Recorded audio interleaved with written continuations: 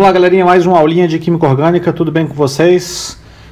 Olha só, há muito tempo estamos falando sobre funções orgânicas e essa aula finaliza as funções orgânicas, tá?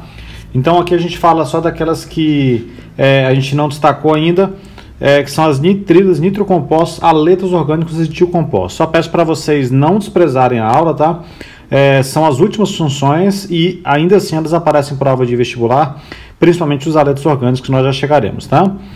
Nitrilas. Dessa função a gente fala muito rapidamente. O que é uma nitrila? É muito simples, gente. Então acompanha comigo aqui que eu vou escrevendo. Nós temos este grupo, que é o CN, que é um grupamento que a gente chama de cianeto, ou simplesmente você pode tratar ele da seguinte forma, ó, abrindo a estrutura. O carbono faz 4 ligações, o nitrogênio faz 3, aí fica assim, ó, C-N, tá? Geralmente esse grupo cianeto ele é obtido a partir desse camarada aqui, ó, que é o ácido cianídrico. De que forma? Da seguinte forma, ó, você pega este composto, aí você retira o H e no lugar do H você coloca um radical orgânico, tá?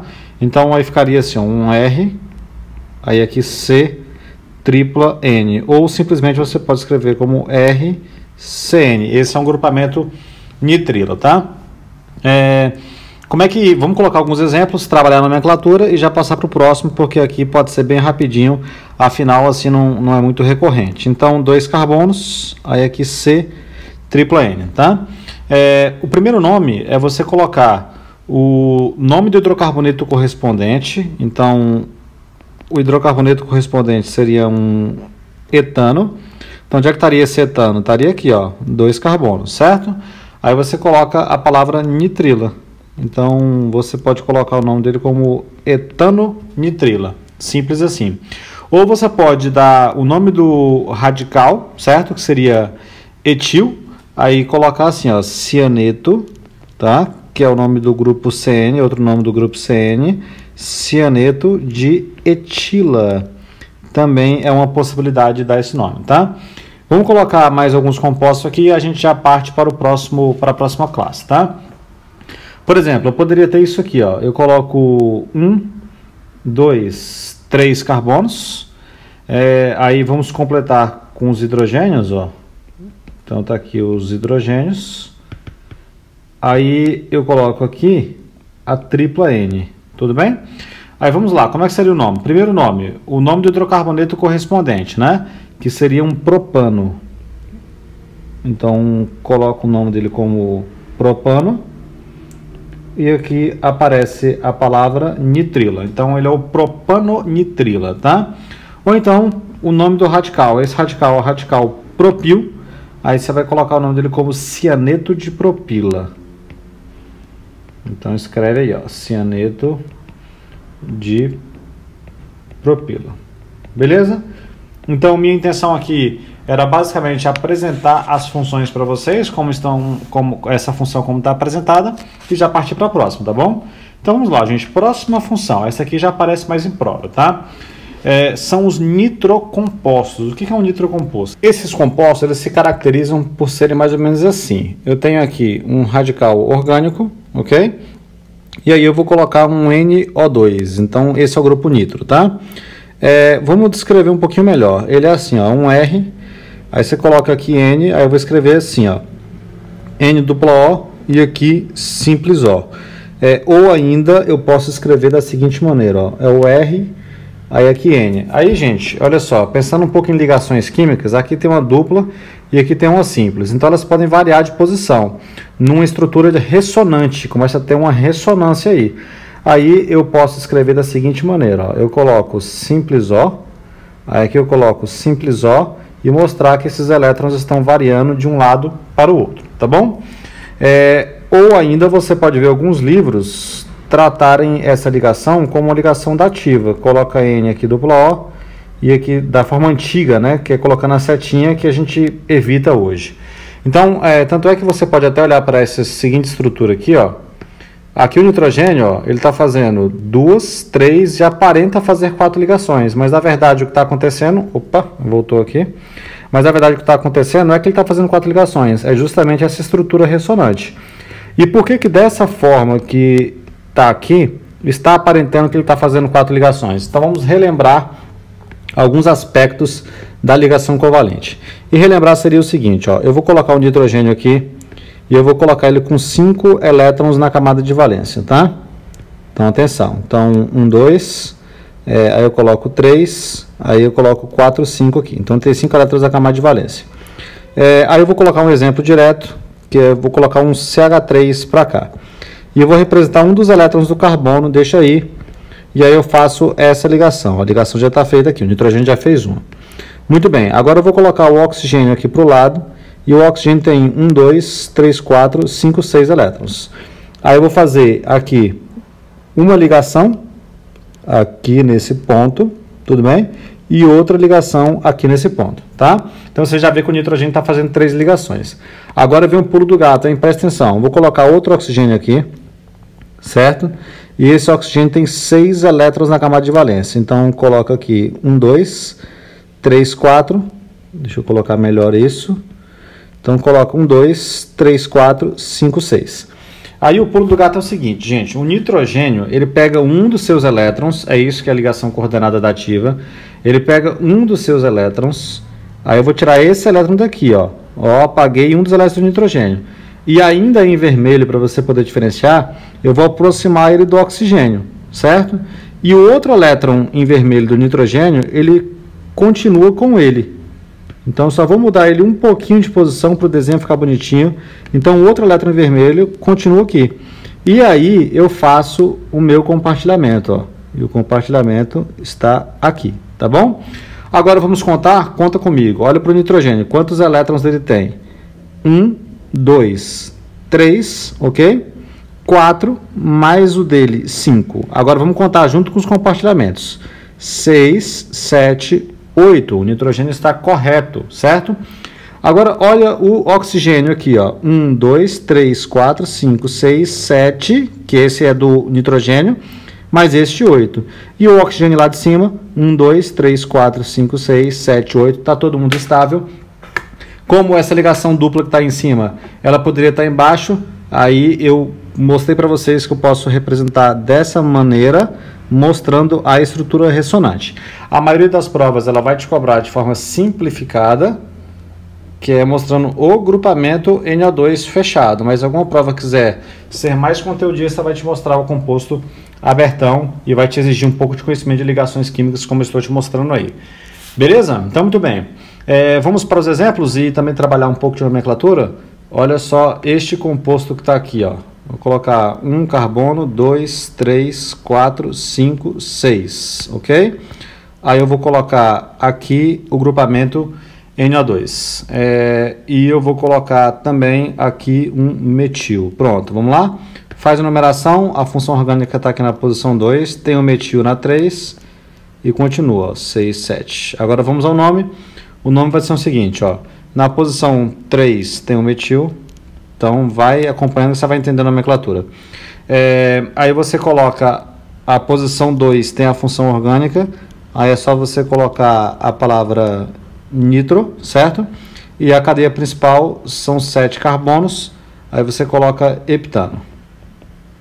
Ok? Então, você coloca ele como 3-metil, 2-nitro-heptano.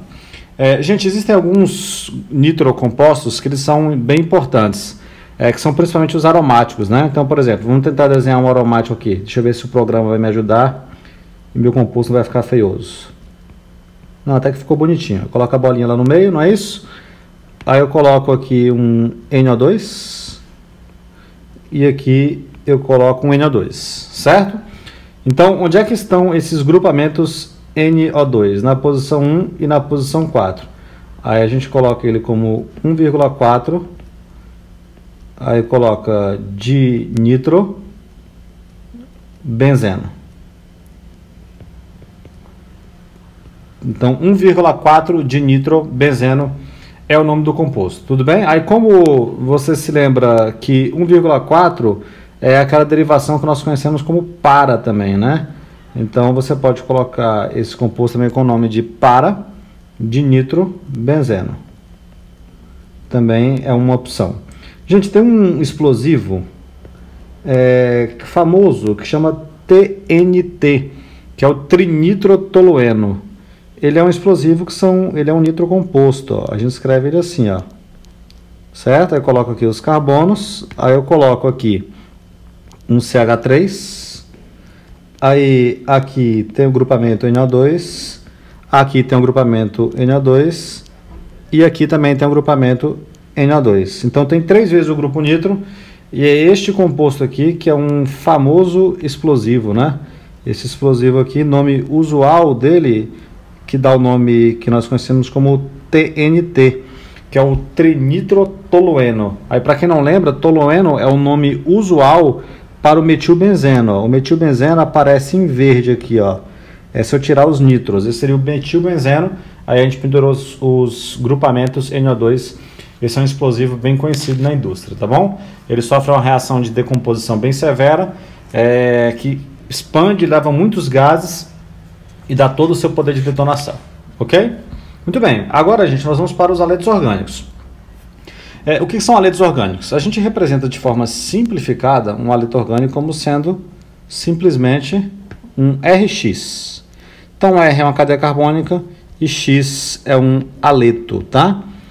Professor, o que é um aleto? Gente, muito simples. Aleto são os halogênios, e os principais halogênios que formam os aletos orgânicos são o cloro, o bromo e o iodo. Flúor praticamente não forma aleto, né? Porque eles formam compostos muito explosivos, mas também existem alguns compostos que apresentam flúor na constituição, e a gente vai acabar comentando de alguns aqui daqui a pouquinho, tá bom? Gente, vamos lá, aqui não tem muito o que falar, a gente ir direto para os exemplos e eu vou colocar algumas aplicações já já. Então, vamos aos exemplos aqui. Eu coloco aqui, ó, 1, 2, 3, 4, 5 carbonos, vou colocar mais 6. E eu coloco aqui um cloro que está aqui. Aí você faz a numeração, ó, 1, 2, 3, 4, 5, 6, 7, e a gente vai dar o nome dele de 2-cloro. Então o nome dele é de 2-cloroheptano. Beleza? Então faz o nome normalmente, como a gente já tinha aprendido. Agora, olha só esse aqui, ó. Vamos colocar aqui, ó, 2, 3, 4, 5, 6, só que fechado. É um anel aromático. E aqui eu coloco um bromo, ok? Aí o nome desse composto aqui é bromo, que é o nome do aleto, bromobenzeno, tá? Gente, geralmente esses aletos, muitos deles são usados como inseticidas, pesticidas e assim por diante. São compostos muito persistentes, tá? Por conta da grande eletronegatividade desses aletos, essa ligação aqui, ela é muito forte. E isso torna a decomposição desses compostos por micro-organismos uma decomposição bastante dificultada. Então a gente fala que esses compostos eles apresentam elevada persistência no meio ambiente. Então eles têm dificuldade de decomposição, né? O que leva muitas vezes ao que nós chamamos de bioacumulação. É uma acumulação intensa dessas moléculas no meio ambiente, tá? Quando algum animal come esses compostos, às vezes porque ele está presente ali como um inseticida e foi parar numa lavoura de tomate, aí aquele bichinho come, e aí um outro bichinho come aquele outro animalzinho, isso vai passando de nível trófico para nível trófico, certo? Isso a gente conhece como biomagnificação, tá bom? São compostos extremamente persistentes no meio ambiente, tá? Que mais que eu posso colocar de exemplo aqui? Eu tenho que explicar um detalhe para vocês, que é uma especificidade dos aletos, tá? Então, se eu tiver, por exemplo, uma cadeia como essa aqui, ó, aí eu vou colocar aqui agora uma ligação dupla. Então, aqui nós temos uma ligação dupla. E eu vou colocar, além da ligação dupla, eu vou colocar um iodo aqui. Aí, eu sempre ensinei para vocês uma regra, que é essa regra aqui, ó, que é a regra do GIR. Vocês estão lembrados dela? Como é que é a regra do GIR mesmo? Você tem um grupo funcional que ganha da insaturação, que ganha da ramificação, beleza? Essa regra a gente sempre seguiu ela, só que ela vai ter uma exceção, gente, infelizmente, né? Que são aqui nos aletos. Quando você tem aletos orgânicos, para efeito de numeração da cadeia principal, os halogênios não são considerados grupos funcionais. Por isso, se a cadeia for insaturada, gente, o menor número vai ser atribuído ao carbono que apresenta a insaturação. É meio que uma exceção, E é isso, tá? Mas por mais que a gente considere a letra orgânica uma função orgânica, mas aí o PAC resolveu dar essa dificultada, então a gente vai ter que fazer a numeração aqui, ó. Posição 1, 2, 3, 4, aí aqui 5, 6, 7, 8, tá bom? Aí a gente vai colocar o nome desse composto aqui como da seguinte maneira, ó. Vamos trocar a cor aqui. Ó, na posição 6 tem o iodo, certo? Então aqui você vai colocar como 6 iodo. Aí são 8 carbonos. Aí eu coloco oct. Na posição 1 tem a dupla, então aqui fica 1N. Então o nome desse composto aí fica dessa maneira, tá bom? Gente, tem outra forma de dar o nome desses compostos, que eu vou aproveitar esse aqui para dar esse nome, tá? Então, ó, aproveitando esse composto para dar esse nome. Você pode chamar o haleto de brometo, se fosse um cloro, cloreto, tá? E o nome do radical. Aí qual é o radical que está presente aqui, ó? Que seria esse que eu estou circulando aqui. Esse é um radical que a gente chama de fenil. Aí você poderia dar o nome desse composto aqui também de brometo de fenila, tá bom? Bom, vamos às algumas aplicações. Vamos já para falar de aplicação. Gente, tem o clorofórmio. Aí tem essa imagenzinha aí de perigo, porque ele é um composto, é um líquido, tá? Ele é incolor, volátil, ele volatiliza, passa para o estado gasoso com facilidade. Ele pode ser utilizado como anestésico, por isso que tem esse paninho que a pessoa está colocando aí, a pessoa desmaia, tá? Se for em grande quantidade, pode até levar à morte também, né? Causa parada respiratória e danos ao fígado também, tá? Bom, qual é a fórmula do clorofórmio? O clorofórmio é esse composto aqui, ó. Vamos colocar ele aqui. Nós temos um carbono, tá? Aí nós temos os cloros. Eu vou colocar um cloro para cá, um cloro para cá. Essa é uma molécula polar, um cloro para cá e um hidrogênio aqui. Essa é a molécula do cloro, a molécula polar de geometria tetraédrica. Tudo bem? Beleza. Então, apresentei uma molécula importante. De vez em quando ela aparece em prova de vestibular. A gente tem os CFCs, né? A gente não pode esquecer dos CFCs, que é a derivação para clorofluorcarbonetos. Isso aqui é importante demais para a sua prova de vestibular. Os dois principais CFCs que nós temos são esse aqui, ó. Vamos colocar aqui para vocês, ó. É um C. Aí aqui tem cloro, aqui tem cloro. Não pode faltar um flúor e tem mais um cloro para cá. E tem outro CFC, que é um flúor para cá, um cloro aqui, outro cloro, e eu coloco aqui um flúor, tá? São dois flúoros e um cloro. Tem alguns CFCs que tem os cloros e tem o flúor, mas também apresentam hidrogênio. São várias opções de CFCs que nós temos no mercado, tá? Gente, são CFCs que foram responsáveis, né, por fazer a rarefação da camada de ozônio, tá? Daqui a pouco a gente vai comentar sobre isso, tá? Antes de mais nada, eles são utilizados como propelentes em aerossóis e também como líquidos refrigerantes em refrigeradores, geladeiras, freezers e aparelhos de ar-condicionado. Aí já está proibido a utilização desses compostos justamente por conta da camada de ozônio, tá? O uso dos aerossóis, eles liberam o que a gente chama de freons para a atmosfera, né? Que são esses compostos. E ocasionam problemas ambientais, porque eles podem literalmente destruir a camada de ozônio, e a camada de ozônio é aquela que protege a gente dos raios ultravioleta, tá? Meu interesse aqui é te mostrar como é que se dá essa destruição. Então, por exemplo, ó, eu vou usar esse exemplo aqui como meu exemplo para te mostrar as reações. Então a gente pega basicamente assim, ó, você pega o CF2 série 2, certo? Bom, aí ele recebe radiação. Então vou colocar aqui, ó, que ele recebe radiação. Então, depois que o ar-condicionado antigamente tinha esse aparelho, o freezer também, tinha essa molécula, desculpa, essa molécula vai parar em camadas muito superiores e recebe radiação, certo? Radiação ultravioleta. Aí nessa que ele recebe radiação, ele fica isso aqui, ó, ele fica um CF2 e um Cl pontinho mais Cl, ou seja, basicamente, gente, ele separa um dos cloros da estrutura. E esse cloro da estrutura que é separado, que é um radical, ele que é potencialmente perigoso, porque olha só o que ele faz. É o cloro radical instável, hein? Ó, vou colocar aqui, ó. instável. Então ele está doido para reagir com alguém. Aí ele encontra justamente o ozônio.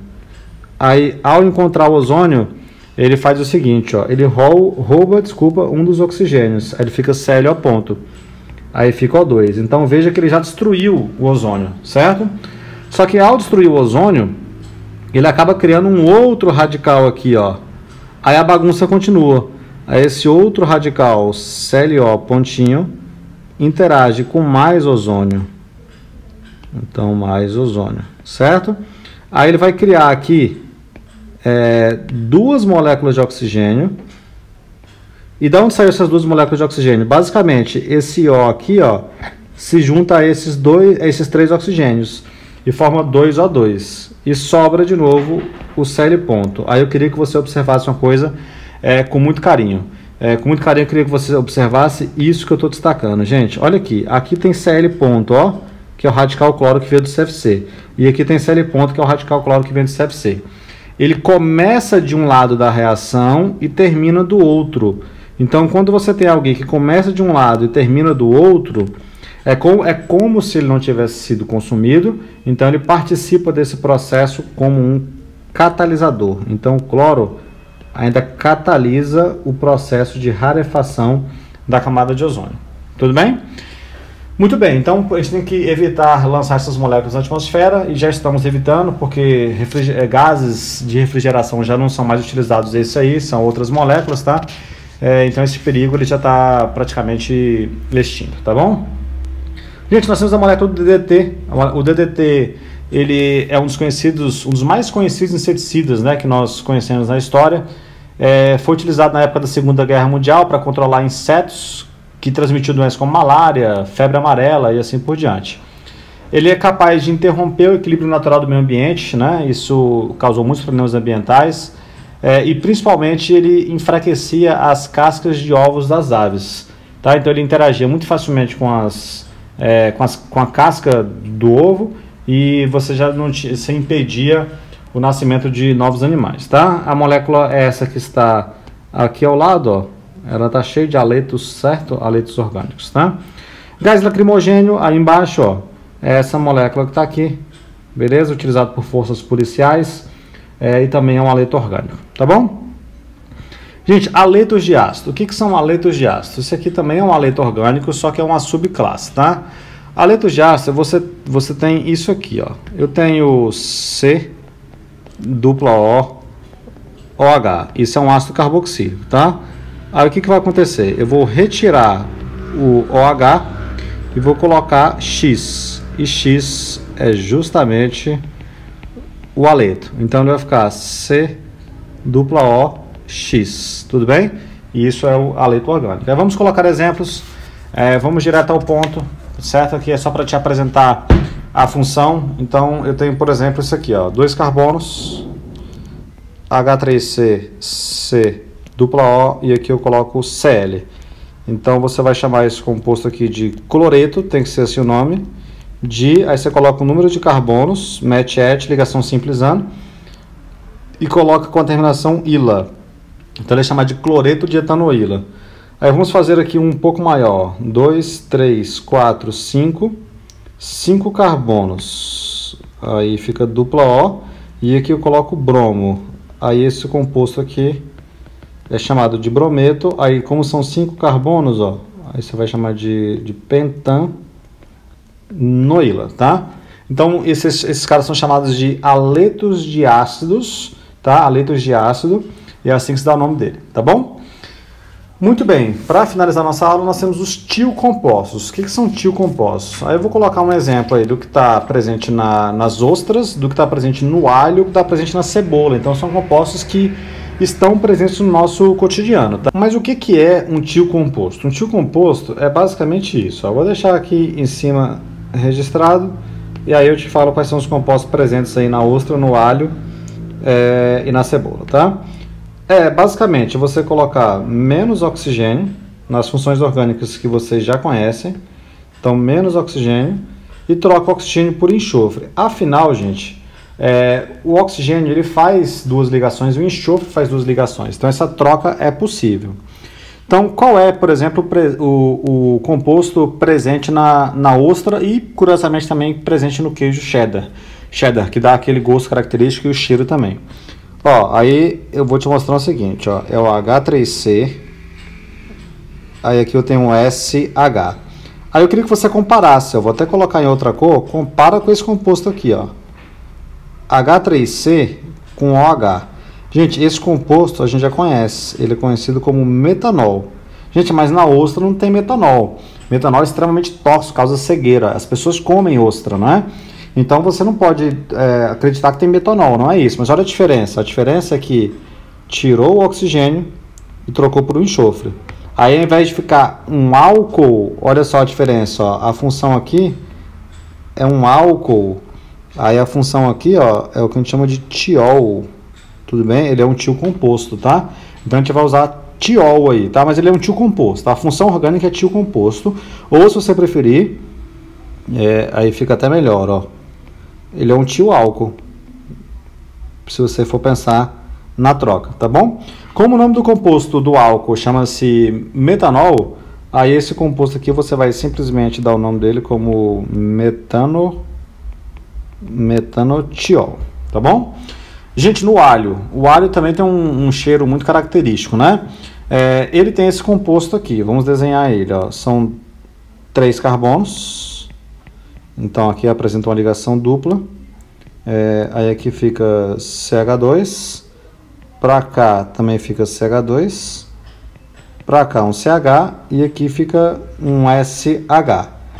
Fazendo uma alusão, ó, da onde que ele veio, aí troca o S pelo O, só para você poder enxergar. Aí aqui fica C, simples CH2, aí aqui fica OH. Então ele também era um álcool antes, então você pode pensar nessa ideia, como se ele fosse um álcool. Então ele também é um tio álcool, né, por conta da troca.